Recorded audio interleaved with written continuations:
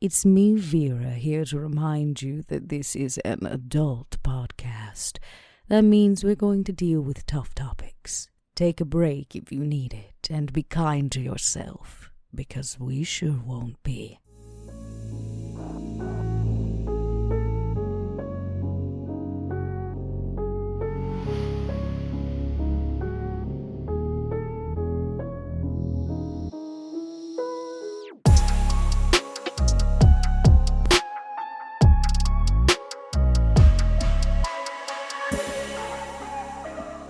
Hello, everybody, and welcome back to Cracked Crown, a Vampire the Masquerade 5th Edition podcast. As always, I'm your storyteller, Mike Martin, joined by Bub, Josh, Jason, and Dot. Hey, guys, how's it going? Howdy. Hello. Hello. We're already, this is episode 4 already. Yeah, we're in Gary. Fast, man. Already.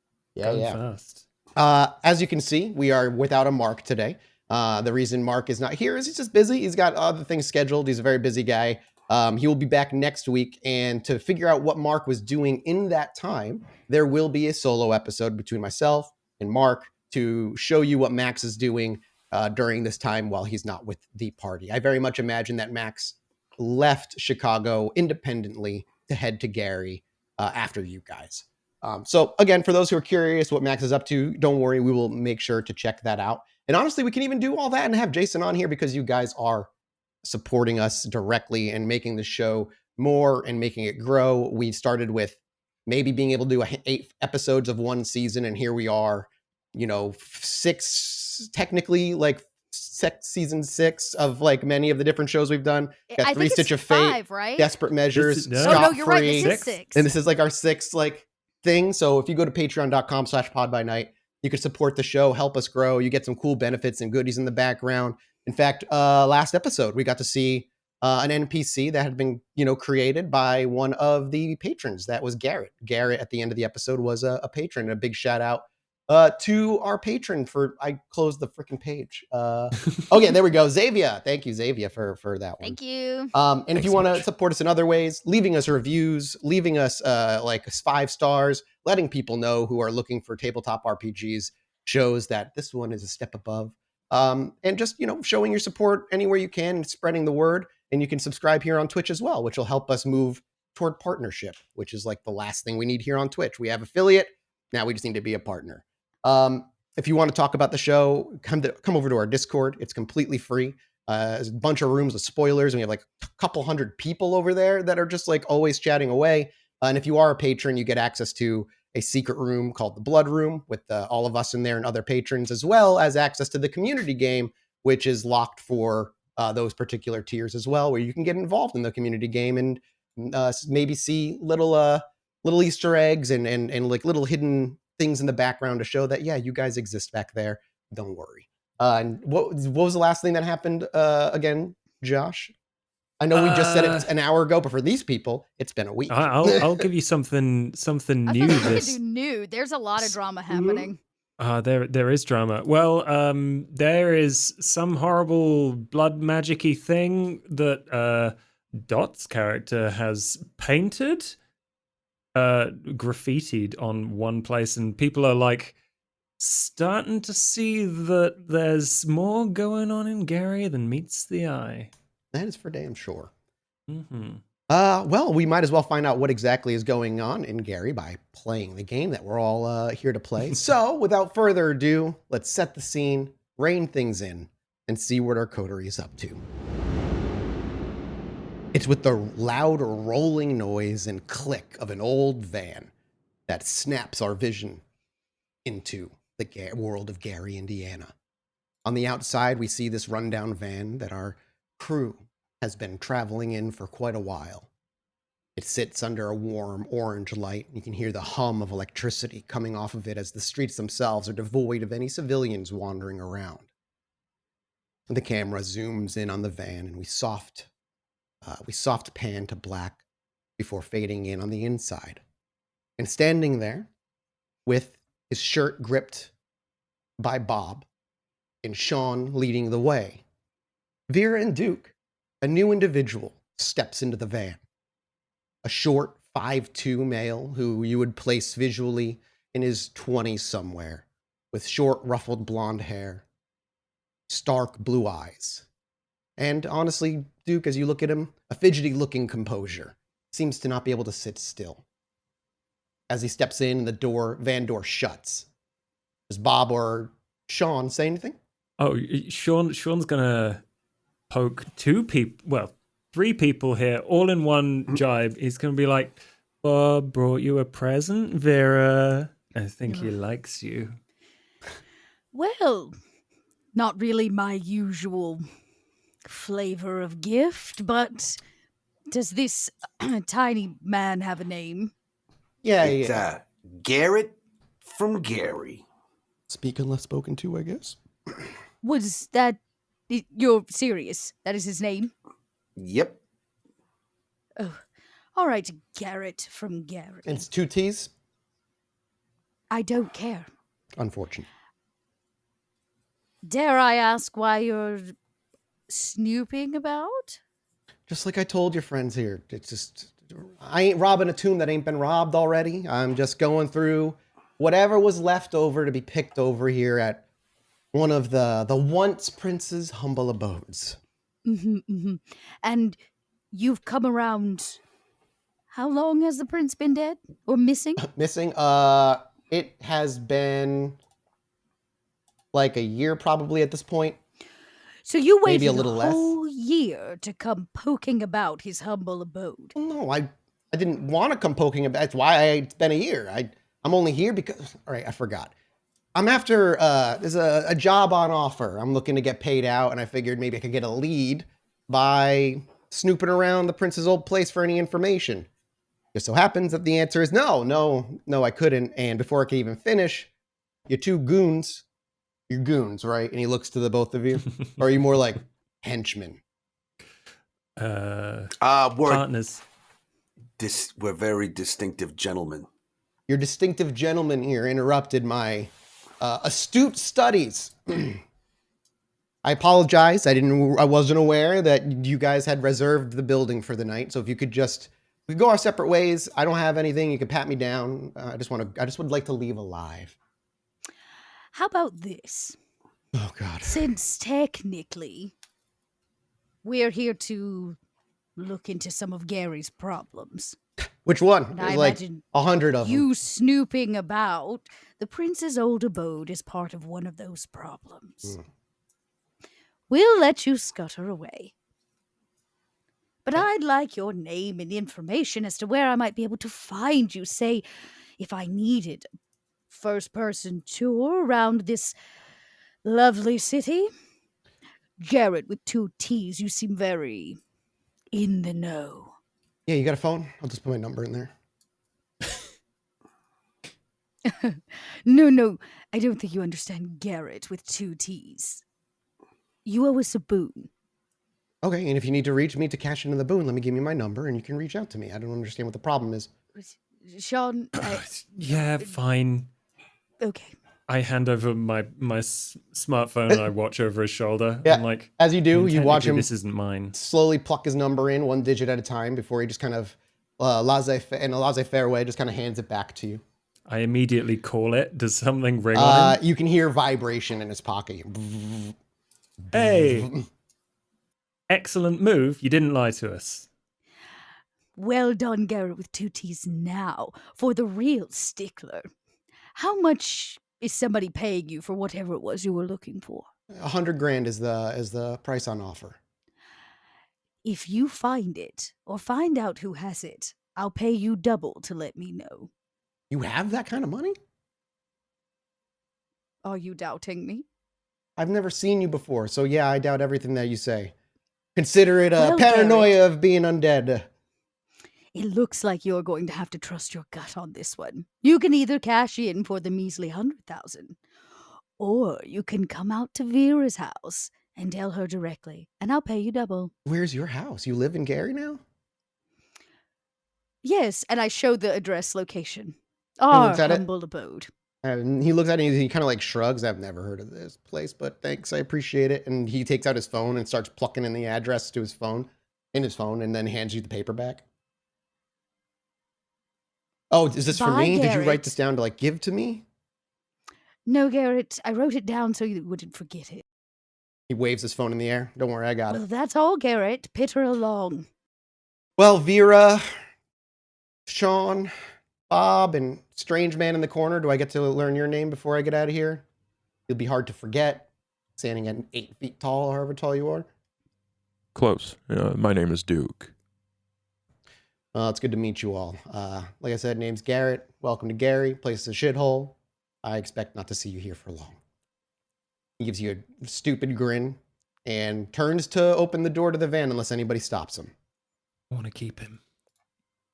I say that. You like whisper? Out loud. Okay, was it whispered or is it said? It was like just above a whisper. All right, give me a when he wits says awareness. The three of you. When he says that, like I'm looking at them and I know Sean's devious, right? I know he is, and if he says that, I'm close enough.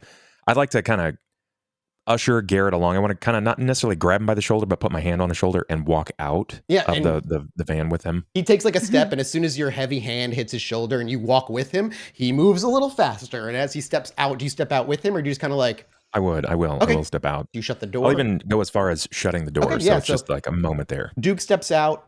He turns and shuts the door. Doesn't say anything to the three of you, but at this point, at least two of you are familiar enough with Duke to trust him.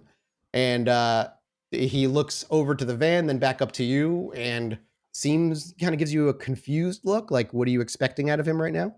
You said your name was Garrett, right? He nods. Yeah. Garrett, have you lived in Gary for long? Yeah, a good while now. Oh God. Maybe it's been longer than a good while. Look, I'm just trying to get out of this place. I've been here too long. Okay, it's time. I understand. Looking around, this place is in quite a pitch of disrepair, and I can't say I'm upset at you for trying to leave. I would try to leave as well. We've been stationed here, however, we're stuck.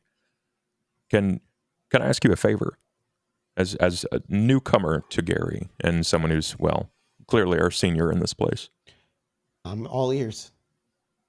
We don't really know what to look out for or where to go, looking for hangouts and in places that kindred and that they might gather. I was hoping that you might be able to help us with that. Sorry for my friends inside. They're a bit rough around the edges. There's, a hangout places in Gary? Well, There has to be something. It can't all be dismal and gray all the time. It might be. As Bob says that, Garrett actually points like, no, that man's got a point. It's shit here. There's a few bars you can maybe find a few of our kind at. Way more Nosferatu than anything else lately. And if you need to run they're fine. If you need to run into a Nosferatu, it's an old Methodist church. It's all run down, not too far. You'll see it you'll recognize it when you see it. You can usually find a Nos in there, depending friendly or not, depends on the night. Other than that, there's a crappy little bar near where I used to live called Grandma's Tit. You could go there, grab a drink. Okay. There's another brouhaha there. Oh, he actually cuts himself off. I'm Clan Brouhaha. Sure. I'm a fan of meeting other clan in general. I can represent. I'm a Ventru. I'm sure you've gathered by the way that I compose myself. He kind of just nods. He's like, yeah, nothing like the rack in Chicago, There's not like a general hunting ground. Hasn't been since Gary kind of just going up for grabs, more or less. I'm curious, are you familiar with Iron Eagle arms out here? Are they a fairly prominent business? Yeah, I mean, most people who know who Iron Eagles is, they've got a store in Chicago. You're saying they're here in Gary? Upstart here? There is. I haven't seen a store pop up at all. No. Okay. A bit more of a serious question. What is the lupine situation like here? I've only run into a lupine in this place one time, and I hope he never saw me. One time too many. Yeah, and he nods heavily at that as his eyes kind of glaze over. It's almost like he's reliving that memory for a moment. Where was that at? I want to stay as far away from that place as possible. He kind of takes him actually like a minute before he shakes his head. Oh, that was 93, 90, maybe earlier than that. He was in the high school. High school, okay. All right. Well, look, Garrett, thank you for your time. I appreciate that. Hey, you're a good guy. If you ever feel like you want to, I don't know, shoot the breeze, I'm not like the other uptight Ventru. May I ask, is that extremely awkward coming out of Duke's mouth, or was he make an attempt to sound gregarious? It was probably a little bit of column A, a little bit of column B. Okay. When does Duke say anything that's not awkward? Yeah, that's what I figure. And as you know, like, Garrett watches you when you say this, and he agrees and nods along with you. But like, and many of the people that you try to build a rapport with, there's that standoffish nature, even still. And as you finish, he kind of just nods. Well, I guess welcome to Gary, Indiana. I bet I could start a pool on how long you guys will last. What's the estimated time? Curious, I if- say with a smile. Not necessarily death. I just mean until you guys decide you need to get the fuck out of Dodge. A few months, maybe. Most people only... The longest visitors are a few months, unless you are already rooted here. Noted. Well, thank you for that, Garrett. Well, we'll be on our way when... It's good to meet you, Duke. I am going to go the opposite way you found me. And he smiles, spins on his ball of his foot, and hurriedly walks down the street before he turns down the block. Bob tries to slap him in the back of the head on his way out. On the outside of as he was walking out the van initially, you bopped him on the back of the head as he was following Duke, and he even turns and probably wants to say something, but then realizes he's outnumbered, bites his tongue, and walks as Bob pops him in the haze. His hair ruffle out a little bit. And he, like I said, walks down the sidewalk under the warm orange lights of the street until at the end where there's that one light that is out, and he turns left and disappears from view as Duke reopens the van door and rejoins the coterie. John is leaning and looking back, waiting for orders, but says nothing. Duke, do you say anything? You know, Bob, it's from my profound understanding that you lure more flies with honey than vinegar. We shouldn't be slapping our informants. Come on. His name is Garrett from Gary. He had it Certainly. coming. And I he have to yielded agree quite with a bit Bob of on this information. one. Yeah, you're But outnumbered. did you work your charm on him, Duke? Oh yes, my charm, my murder charm, as it's been said to me millions of times before. I tried. I'm not I tried. worried about it. It was great. Everybody buttered him up quite smoothly. The good cop, bad cop routine works excellently when I'm supposed to be the good cop. Well, I'm just saying. Money speaks, and since this is Jackson's endeavor, I say we spend his money. Yeah.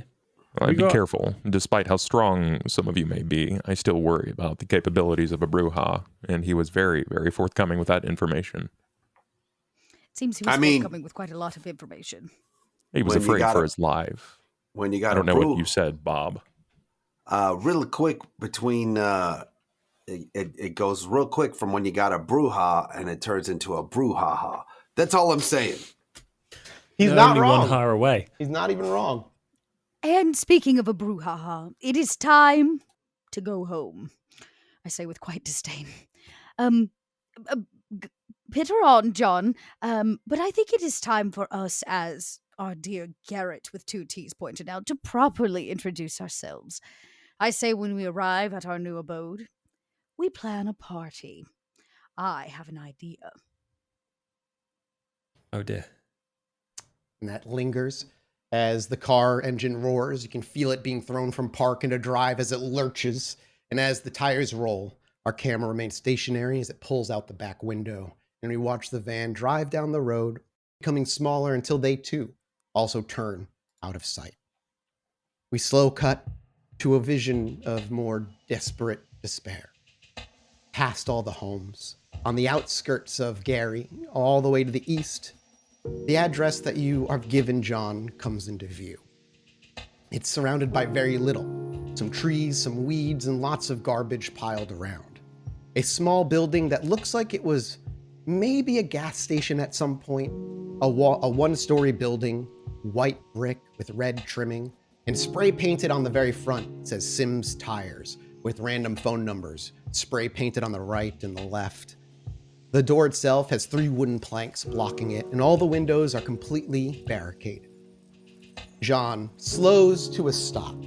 You hear the brakes squeak very slightly, the definitive click, click, click as he moves it into park, and the van lurches again as it settles. I'm sorry. Are you sure this is the right address, John? You have your glasses on. My apologies, Vera. I'll double check. And he reaches into the pocket, and he is wearing his glasses as they dangle from his neck almost always.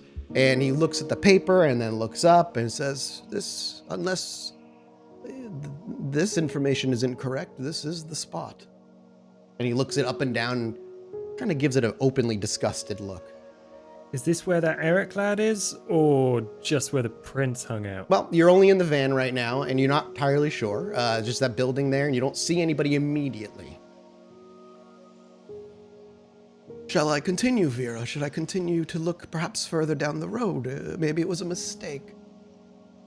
Duke will open the door and step out. Duke, wordlessly, the van door rolls open. He quietly steps out with his dress shoes, making that crunkle noise as he hits the gravel on the sidewalk, taking his stand. Looks back to the open van door and over to Vera. May as well tear off the Band-Aid. Of all the maybe things that have happened to me in my lifetime, the insult of being gifted a tire shop is by far at the very top of the many things that piss me off. Are we seeing or sensing a need for fear frenzy rolling, Vera? How mad is Vera right now? Vera's pretty mad. Very mad. She might be very mad. Frenzy mad? I don't know who to frenzy at because Jackson is not here. That doesn't mean... Fury frenzy typically means whoever's in front of you is going to get attacked because the beast overwhelms. I'm leaving. But I'm going to leave it to Vera, because Vera is not a fledgling. She is no new kindred. Before I lose my cool, I say we take a look around. As you say that, you can hear the car being turned off, the headlights turned off, and John begins to clamber his way into the back so he can remain out of sight. I imagine we don't have a key. I imagine that won't be much of a problem. You said the door was barricaded? It looks barricaded, but Duke stepped out of the van. Are all of you leaving the van then? Yeah. I just want to make sure we Yeah. get everybody on the same page. As everybody piles out of the van and joins Duke on the sidewalk, you all begin to walk toward the building.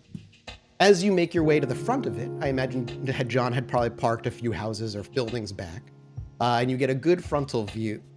Actually, nearby, on the left-hand side, just out of sight of the building, is an old wooden bench that's just pressed up against the building, completely out of place. It looks like it was thrown there for probably a night of drinking by a bunch of hoodlums or whatnot. But sitting there is a man, completely bald, hunched, with a jacket over him, or rather not a jacket, a long-sleeve shirt over him, and jeans with what seem to be old, worn work boots. He's twiddling with his fingers, and he's kind of looking out into the garbage piles and the weeds that sit in front of him. But he doesn't seem to notice you, as he seems to be wasting or biding his time.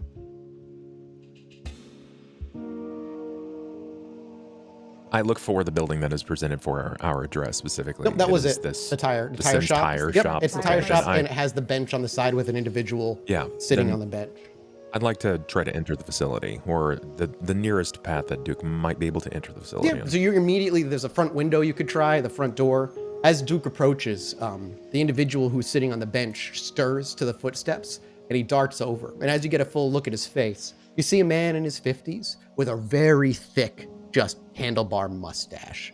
Clean shaven otherwise. And as you walk over, he jumps to his feet. He's like, excuse me, private property. How can I help you? Is it a human? Do you get close enough to try and you're just like looking for breathing and whatnot as he speaks? Yeah, he looks like he is breathing. He looks like he is mortal. Okay. But he's speaking. Hey, we're the new owners of the tire shop here. I wasn't informed of any new owners. Do you have a name? I can make a phone call. Do you? Yeah, you can call me Eric Johnson. Eric Johnson. Oh, the guitar player.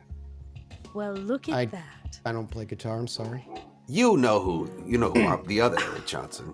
You know who I'm talking about. If your name's Eric Johnson, I'm sure that's come across in your life that there's a famous guitar player named Eric Johnson. I don't recall. Sorry. But I'm happy to make some calls and see if maybe you got the wrong address. And who would you call? Well, I could give the, that's a good question. I wouldn't want to call the cops necessarily. You're not doing anything wrong. I can maybe help. Maybe I can guide you to the right place. What are you looking for? This address. As you hold up the piece of paper, and do you hand it to him? He puts it in his hand and Yes. looks at it. Who gave you this? The Prince of Chicago. When that is said, his entire demeanor changes. He becomes less standoffish and almost immediately more submissive. His shoulders drop. His head drops just a little bit. He looks up at each of you as he looks down at the paper. And he says, okay. Are you the ones I'm waiting for then? I mean, you must be. He shakes his, kind of like shakes it off and stands up a little bit. All I know is there's supposed to be a Vera among you. And he looks to you, Vera. I'm going to take a guess. That might be you. Welcome. Your instincts serve you well. Welcome to, well, I guess where you'll be staying for a little bit. Follow me. And he turns and clears his throat and begins to walk. Do you wordlessly follow? Down the street or toward the building? Toward the building. Oh, I follow. If he knows my name and it seems we're supposed to meet him. Yeah, you were told this is the guy you were going to be meeting. So as he walks to the building, he does walk to the left of it and past where he was sitting, beyond the front doors. Does anybody like ask, talk to him, or do you just kind of like let him silently bring you? Both are fine. I just want to be see clear. what he's going to do. Sure. I'm not going to stop him. So as he walks into the back of the building, and he actually keeps walking beyond. In the back, there's a chain link fence that kind of blocks off a small area where 2, maybe 3 cars could comfortably fit, and one area where a car would be pulled into a garage that is completely shuttered and closed at this point. He makes his way to the back corner where one of the spots, the only spot, has an abandoned, rusted out vehicle sat in it. The tires have been stripped off already. The windows have been shattered, and years of abuse have seen this vehicle torn apart. As he gets closer, he goes, "This isn't what you were looking for. This is the prince's, or was the prince's. We'll call it, I guess you call it like what do you call those places? Those emergency rooms, those, A safe house. Panic room. Yeah, like a panic room. Yeah. I saw that movie a while ago. It's been a while. Yeah, this is where he stayed, kind of nonchalant and out of the way. But recently, as he says recently, he walks around the rusted vehicle and pulls back a piece of the chain link fence and steps kind of under it and out of the territory. At least it's discreet, I say to the rest of the group. He doesn't. Yeah, he doesn't respond to that. But if the other 3 do, Yeah, you got the key, mate? less of a key and more of a squatter problem. I don't know if you were told. Oh. No. Did he say something about Anarchs? Oh, I don't know what they are, Kevin. I don't know if they. It wasn't a guy named Garrett, was it? He oh crap. he shakes his head. No, I don't think so. Anyway, no, a couple of. By squatters, you mean other kindred? I don't know. I didn't go down. I'm not like you. If they are your kind, what am I going to do about it? And if they're not, I'm probably outnumbered. That's fair enough. You know how to use a gun? I do. I can defend myself if need be, but I kind of find myself swimming in open and shark-infested waters without a life saver. So it's kind of leaning on you for now. And he's pointing, is there what's behind the fence? Keep walking, and it's like I said, a lot of overgrown weeds, piles of garbage, some trees that have seen better days. And he's kind of walking past a little bit of that. And if you just kind of watch where he walks and keep your words to himself, he eventually does come up to a pile of garbage. He stops there and he starts clearing some stuff out of the way. It's to be clear, there are 2 entrances to this place. The one in the building back there and this one. They, as far as I know, aren't aware of this one. They use the front entrance. So this one should lead at least behind them or to an area where they're not familiar that is down there, and you might be able to get the jump on them. he starts like shoving up. He pulls off a big black trash bag that has a hole in it, spills out some rotting food as he hucks it. You see a rat go scurrying out as he does so, making squeaking noises. Flies surround the area as they kick up. He actually has to move his left hand and does exactly that, but he does it with his arm, and he covers his nose as he's starting to move things with his feet. And you see him fighting back a gag. I don't know. All I care about is this place is emptied and returned to those that, and he kind of like loses his words. What? The glorious tire shop that it was before? The palace of rubber? Well, listen, I understand. Again, it's not luxurious, but it served its purpose. And now those who do not deserve it squat in it. Don't worry. We'll have it cleared out. Were you the last princes? Or do you work for Jackson? He takes a minute and he, did you say, is he the princess? No, did you belong to the last prince, or do you work for Jackson? Oh yeah, okay. Sorry, it's hard to get my thoughts together. I worked for Prince Modius. I was a groundskeeper for his territories. So it seems you've been out of job for quite a while. I still try to keep things in as good shape as I can, but it's more difficult when kindred see no law anymore and simply walk into places that once were no longer theirs. So you've been without his blood for a year? Sometime. And I get through as needed.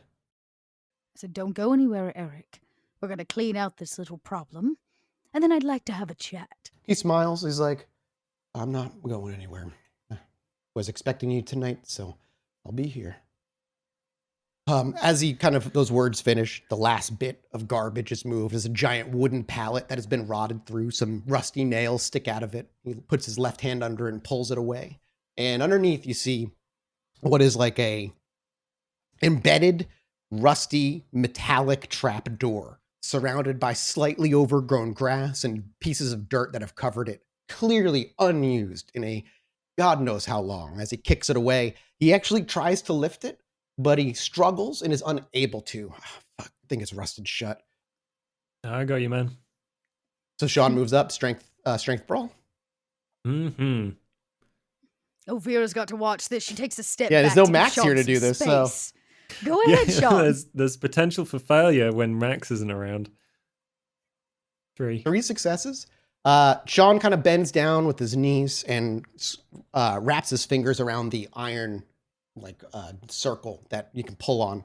And as he pulls with one yank, for you, Sean, it's not visibly noticeable, but you can feel the thick kindred vitae filling your arm, your muscles. The strength comes much easier to you than it once did. And you can hear Vera, Duke, and Bob, the loud kind of metallic snap followed by a creak as the rust gives way and pieces of rusted flaked metal kind of kick up. And with relative ease, you watch Sean pull and creak open this iron door as it falls back and lands cushioned on a pile of black trash bags. Underneath, a flickering, or rather a dim orange light can be seen, illuminating what seems to be a rundown brick underground hallway that Duke will definitely need to crouch to fit. I immediately turned on heightened senses. As you do, your hearing becomes sharper, your vision cuts through that darkness, and your kindred innate abilities overrun those of your mortal senses. Are you looking to make a wits awareness roll? I am, and Vera kind of puts a very pointy, slim finger to her lips to remind them to be a little quiet. I would like to try. Please do. Well, with 2 successes, Vera can hear kerfuffle. You can hear noise, echoed shuffling, maybe a voice here and there, but the details, how many, where they are, how far, is hard to tell. They're clearly a distance, and if this leads all the way back to that tire shop, there's a good maybe half a mile's worth or a little less than that of distance put between the two. So the fact that you can even hear it is thanks to your kindred heightened senses. I very quickly say, they are down there. There's quite a few of them. And you watch as Vera pulls kind of the collar of her high necked vinyl suit that she wears up and over her mouth and her nose so that she cannot be recognized, and the hat comes down just a little bit farther, and she almost blends entirely with the darkness. She'll take the first deck stealth check for us on this front with the aspect, or the aspects in place. Yeah, please do. They're not in my favor today either. Oh, man, no, you're not. Only the one success. So you watch as Vera spins around, pulls her hat, and like she says, the darkness seems to consume her. Reminds you of Sava, when the shadows would consume him, though less supernatural. And as she plops down, she lands silently and elegantly. But as she walks, you can hear her echoed footsteps just enough. Vera, it is frustrating. There is not a single piece of even ground on this entire thing. No matter where you step, stone seems to go loose, gravel seems to fall, dirt comes off the walls. It is frustrating. Who follows Vera afterward? Sean? Sean? So Sean waits a moment and then wordlessly takes kind of a step, pin drops into the hole, gets swallowed up by the darkness, and begins to follow after Vera. You may roll me your stealth. Bob, you were waving. Are you next? Bob looks over to Duke maybe, and then back to the hole, and also wordlessly, gives him a salute, and lackadaisically takes a step down into the hole, and may also roll me a dex stealth check. Sean, Vera, you actually do not even hear Sean drop behind you. It is until you look behind you that you can see that he's following as a silhouette. Bob, also, you also, with that many, you could spend a willpower and reroll 3, or you could stick with your 2 successes. How do you feel? I'll stick with the 2. Okay. As you plop down, you follow suit. Vera can't hear you following. However, Sean can hear very light footsteps behind him. And last but not least is Duke. Does Duke follow? I don't think Duke does. Didn't think he would. I think he looks to Eric. Yeah, Eric is looking to you. Not much to go down to the rear side. I like to fight problems head on, and I think I'll move to the front of the building. Would you care to join me? He nods and agreeing. I'll lead the way and show you back.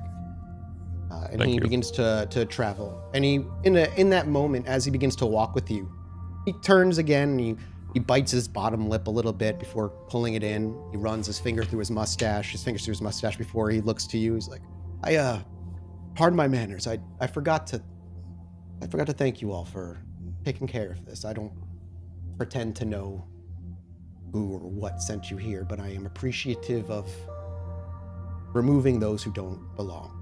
So thank you. Don't thank us yet, Eric. We're not finished. Fair enough. He leads you out, back toward the chain link fence, pulling it open so we can duck underneath. And as he steps through, we go underground. We watch the layers of dirt pass us by. As when we finally get into that empty hallway, we see Vera first, followed by Sean and Bob. And as you approach, I need to make a roll. As you approach Vera, they don't seem to stop making noise. In fact, the noise only comes louder. And the three of you can hear these voices. And it's not a cacophony of laughing and partying like one might expect from typical squatters, but instead just casual conversation. How their evenings went, how their nights are going. Did you read that thing in the newspaper? What's the score of the game? Very boring general conversation. You can hear two female voices and one male. The female, one of the female voices is the one asking the questions and kind of inquiring about everything. But you are getting close to where the hallway seems to end and turn a corner, where the voices seem to be emanating from. As you get closer, the brick walls that you've been walking, the ones that line your left and your right, are perhaps even more decayed than the ones that were back there. Do you stop? What is the plan? I don't see any hidden presences, so I should be able to see. You have not seen anything invisible in front of you. It has been this hallway is relatively short and narrow, so even if there was, you would have, and you missed it, you would have bumped into them. But there is no. But again, you have Auspex on. You rolled really well with your wits awareness, so you don't see anything invisible in your way. It's been a clear walk. Vera's not interested in a slaughterhouse event. Okay. She Interesting. would prefer maybe a political discussion to solve this problem. And I didn't approach very stealthily. So I guess I will round the corner and I will make myself So does known. as Vera's about to Um, step and round yeah. the corner, does Sean or Bob say anything, try to stop her? Like, is there any conversation about how you want to do this, or do you let Vera just kind of round the corner? Sean isn't. Bob pulls his hands back, like I let yeah, it go. Okay. Yeah. Sean's gonna be there to back up if it gets physical, if it seems like Vera needs help, but otherwise he trusts Vera to do the talking. Okay. Vera, as you round the corner where you hear these voices coming from, it immediately becomes apparent why this hallway has not been discovered yet. There is a brick wall in front of you with pieces of brick chipped away, blocking it, allowing light to filter through. And in fact, rotted away for the most part, that you could probably pick away at this relatively easily. But even in front of that, you can see what looks like maybe a wooden shelf is like kind of in the way, and they haven't bothered to move it. Perhaps they didn't even think that there was more beyond this. But there is it's kind of like slightly bricked away, this escape hall. I can peep through. Yes, it. you can peep through it, but you see like a bookcase there. However, you're getting little glimpses of about 3 figures. Hard to get details on them, though you see the woman who is speaking is pacing. You can see her walking back and forth. She has those knee-high leather boots that have like a soft low heel, like a very walkable heel, that is up and over jeans, and a black button-down shirt over what seems to be like a red tank top, and stark black hair tied into a messy bun. Are they kindred? Can you tell? That's a good question. Sean can. Yeah. I kind of come back around the corner and I whisper very quietly, well, it seems that we are little mouses in the walls because they've blocked off this entrance. I can't tell if they are, in fact, kindred or not, but there are 3 of them. I'll have a quick sniff then. With that, Vera kind of steps to the side. and much like Sean, Vera too is discovering along what Sean is now capable of. Yeah, I definitely. Sean's getting like an innate sense that he can feel the emotions and sometimes the beasts of other people, just like a vibe. And yeah, he's gonna roll the thingy. 2 successes. And this is Sense the Beast, is what you're using? Yeah, sense the beast. So we see Sean step forward in front of Vera, peer through the walls, his hands up on the brick, and he's trying to get a good sense. And as you look and kind of gaze through the bricks, it's less what you see with your eyes. In a way, that's all meaningless. You disappear into yourself. And Sean, it's bizarre, I'm sure. As a thin blood, you've had to deal with kindred issues before. But you've never had to rely on what others have kind of referred to as the beast. What some say is the vampire's true nature. And in this moment, as you look through, you swallow your pride in a way and close your eyes, giving way to your instinct. Whatever is inside you, whatever turns in your center, urges you to give in to its own abilities. And don't believe the lies that your eyes tell. As you close your eyes, there's a moment where everything on the outside goes mute. Silence falls. A cold, gentle breeze seems to just hit your face, Sean. And as that the sensory world around you disappears, it returns as quickly as it dissipated. You were unable to detect warmth, smell blood, or feel a heartbeat rippling through the air. Your beast almost feels like it reacts in a way that is defensive almost. You can feel it almost coil around your heart in a defensive posture, protecting what it owns, guarding your life. Mortals are certainly no threat. Other kindred, however, are a cause for alarm. It took, like I said, Vera and Bob, maybe 2 seconds of time He steps forward. He kind of just puts his hand up. He peers through. And in that brief moment, Sean, they are kindred. Sean takes a half step back and is probably looking a tiny bit scared by this beast that he's now touched a little bit more fully than he has before. But then he tries to compose himself and he just looks to Vera and just says, holds up 3 fingers, like 3. All of them. That was my fear. Well, we have a few options. We can attempt to break through this wall and surprise them. Or we can try to lure them out. Your call. I mean, you know what I want to do. Oh, yeah. Bob, would you like to break through the wall? I just had my nails painted, so... Bob sets up eagerly, nodding up and down with a big grin on his face. But Bob, I'm all for what the group wants to do. What is it? Come on. I imagine Bob, since Bob. Duke did not follow us, he has covered the front Yeah, entrance. Seems like the most logical option. Do it, Bob. Do it, Bob. Bob, as you step forward, maybe you crack your knuckles. Can I get a strength brawl roll? And something a reminder, you can make a rouse check and add 2d10 to any roll you want. It's essentially the kindred's ability to draw on the power of their blood to make them supernaturally more strong than they may already be. So roll me a rouse check first. Sweet, you do not get any hungrier. So you're going to roll strength plus brawl with 2 extra d10 in that pool. 4 successes.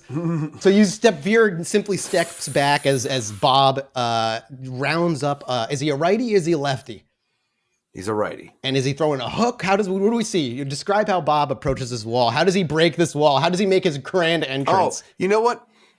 In typical thinking of a classic refrigerator parry, he just walks up and does the boom.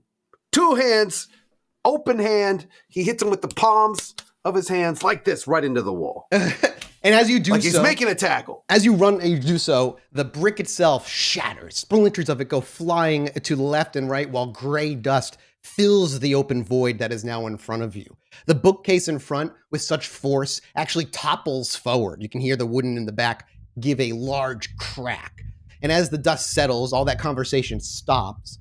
The 2 people that were sitting, one of the men and one of the women, are much better in view, but standing in the middle of them is that same familiar face. Or rather, the same woman I described to Vera with the tight bun and whatnot. However, as the dust settles and you see 3 kindred almost standing and staring off with 3 other kindred, as Bob is perhaps preparing himself for a fight, and even the crew on the other side reaching for whatever weapons they may have, everything kind of pauses for a beat. There's a moment where Bob and this kindred lock eyes, very, very briefly. And in that, she looks and tilts her head. Bob? Before you is a familiar face, one you haven't seen in decades. A kindred who, as far as you were aware, is a Camarilla loyalist. She was with the Camarilla and worked with the Camarilla for quite a while. However, you lost track of her. You lost track of her when Chicago threw its prince. When Maxwell was taken off the throne and Jackson took it. When he left, she left with him. She never said goodbye. Not that you had a particularly close relationship, but you were friendly enough. It would have been nice. And here she is, decades later, Gary, Indiana. The last place you ever expected. You thought she probably left the city, but here she is. Her name for you is Celine. She looks confused, and her hand that was reaching for the pistol stops. The fuck? Celine, what are you doing here?